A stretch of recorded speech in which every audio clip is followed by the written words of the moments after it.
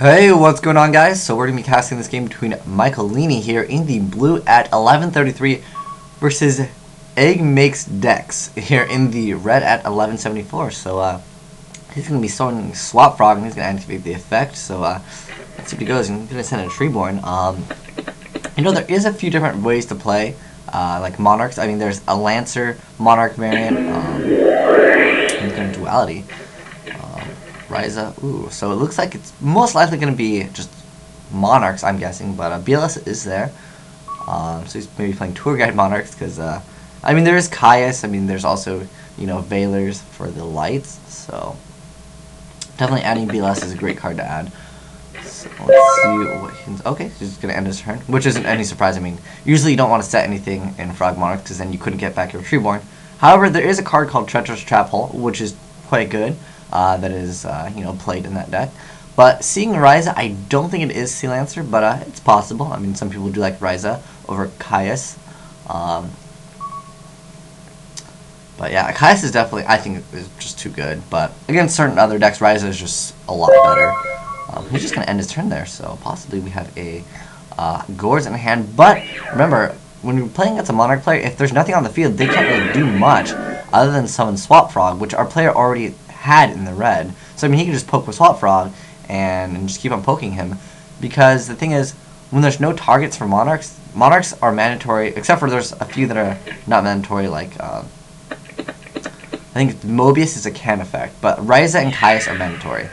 So he did play Rodent Toad in those, so we might see it. Still might see Sea Lancer Monarchs here. So yeah, he can just return, and the thing is, he'll have extra cards, so he's just going to discard. And, in phase 2, he's going to activate the effect once more. So let's see what he sends to the deck, from the deck to the graveyard. Okay, another Swap Frog. Okay, just interesting. So basically, at this point, he's just deck thinning his deck, which is still a good thing to do. Ooh, he's going to remove Rodent Toad and go for Gachi? That's my guess. And that's an okay play still.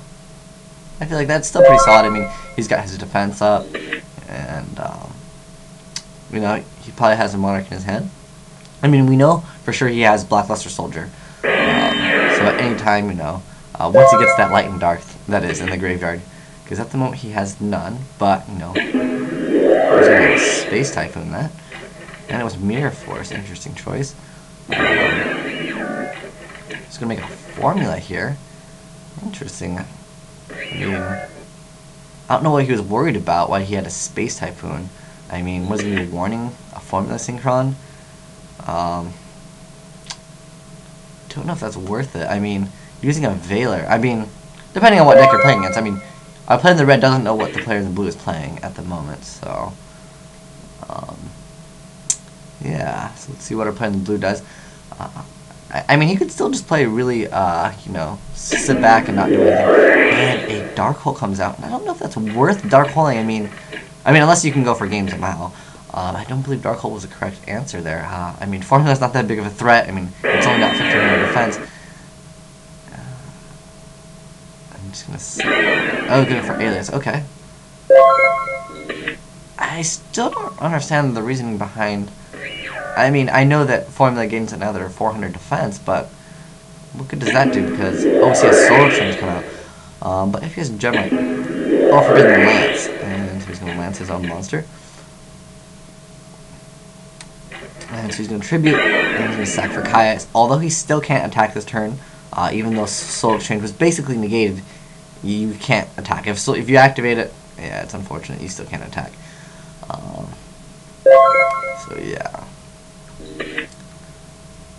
So Lance is definitely seeing a lot more play. It's definitely a more popular card now. I mean, I used to play 3 in a lot of different decks, like anti-meta. I like that card a lot because not only was it an aggressive card, but it was also defensive as well to save your monsters. So it's more versatile in that aspect. Plus, anything that can be activated in the damage step always is an additional plus.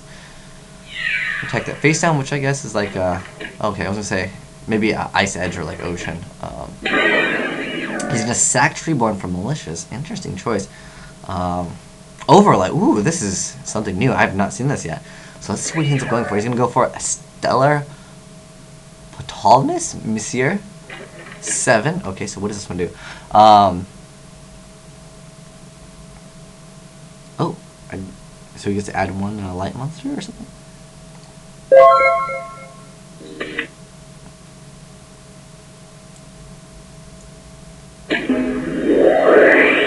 Wow, that is really good.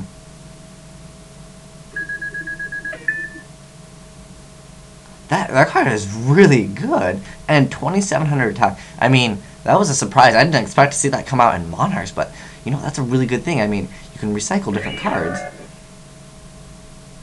That is really good. And it's owner's hand, so you can do it to either one. And a Veiler comes out, so... I haven't really seen a Hero Lives variant of Heroes. I mean, I've seen a Hero Lives in Gladiator Beasts, and a Miracle Fusion comes out. And let's see. I mean, he can go for Ab-Zero. I still think, you know, Ab-Zero would not be a bad option, but the thing is, I mean, he's always gonna maybe Great Tornado? Let's see what he ends up going for. I mean, there's a few different options, but the thing is, against a Monarch player, I don't know if that's the best idea.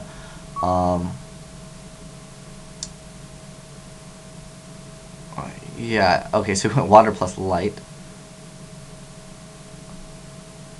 He meant to go for Ab-Zero, perhaps? Okay, which I think that would be the best answer, because I was like, well, if you're going to go for Shining, you know, and I would not, okay, yeah, I would attack the Gotchi, that's fine.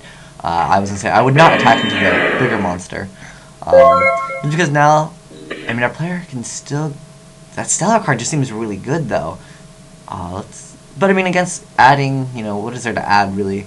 At the moment, I don't know if you could detach the same material and add the same monster. I think that would, I don't know if that works, but it might. I'm not positive on that. I'm pretty sure detaching is a cost, so, I mean, as long as you have the target, perhaps it does work. Because, you know, I know you can do it with Luna, and a Forbidden Lance comes out to save the 0, and that's really going to hurt our player in the red there, because, I mean, he used Dark Hole, a very great card, and he just had no answers to that Ab-Zero, so looks like he can go for maybe a Gotchi. Ooh, no, he's going to tribute it. He can go for a Caius now, and basically Caius will...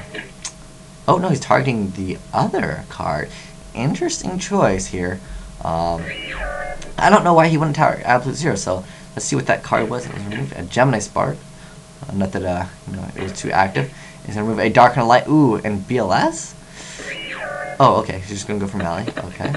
Because my thinking was like, why wouldn't he just target the monster? But now he can make that same card once again, and make it something different. Exobeetle, so you can target one monster, and it gains attack.